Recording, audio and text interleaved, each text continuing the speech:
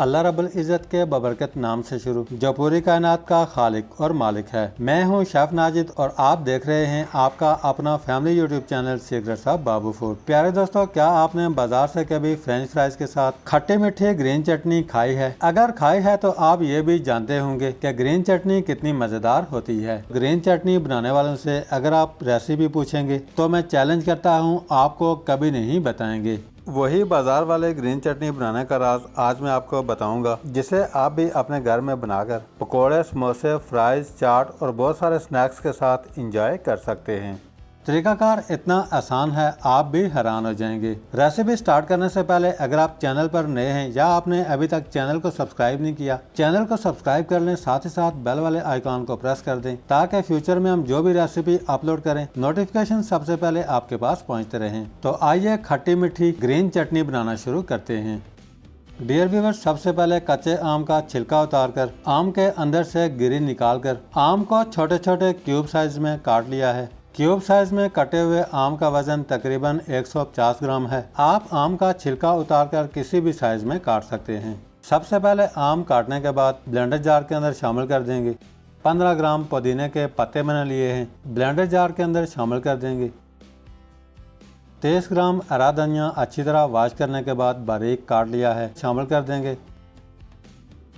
4 अदद साबुत हरी मिर्च डंडी उतार कर वॉश करने के बाद शामिल कर देंगे। 4 जवे लहसुन छिलका उतार कर शामिल कर देंगे। ब्लेंडर जार के अंदर हाफ टेबल स्पून नमक शामिल कर देंगे। 2 टेबल स्पून शुगर यानी कि चीनी शामिल कर देंगे। 2 टेबल स्पून नींबू का रस निकाल लिया है, शामिल कर देंगे।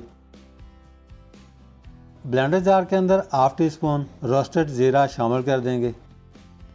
ब्लेंडर जार के अंदर 4 टेबल स्पून के करीब पानी शामिल कर देंगे। ब्लेंडर जार को ढक्कन से कवर करेंगे और सारे इंग्रेडिएंट्स बारीक पीस लेंगे।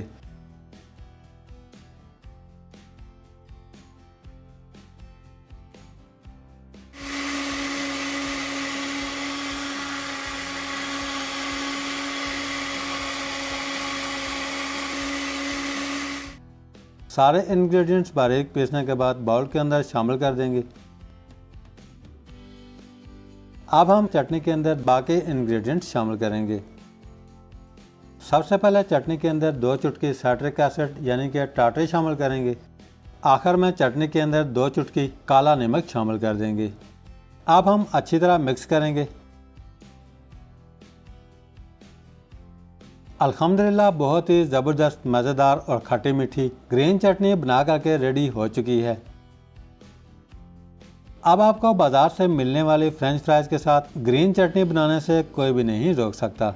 आज की रेसिपी कैसी लगी? बनाना बहुत आसान और बहुत ही सिंपल है, एक दफ़ा ज़रूर ट्राई कीजिएगा। अगर आपको आज की रेसिपी अच्छी लगी है, लाइक, कमेंट्स और रेसिपी को फ्रेंड्स एंड फैमिली मेम्बर्स के साथ शेयर करना मत भूलिएगा। आज के लिए इतना ही, बहुत जल्द एक नई रेसिपी लेकर दोबारा हाजिर होंगे। तब तक के लिए अपना बहुत सारा ख्याल रखिएगा। अल्लाह हाफिज़।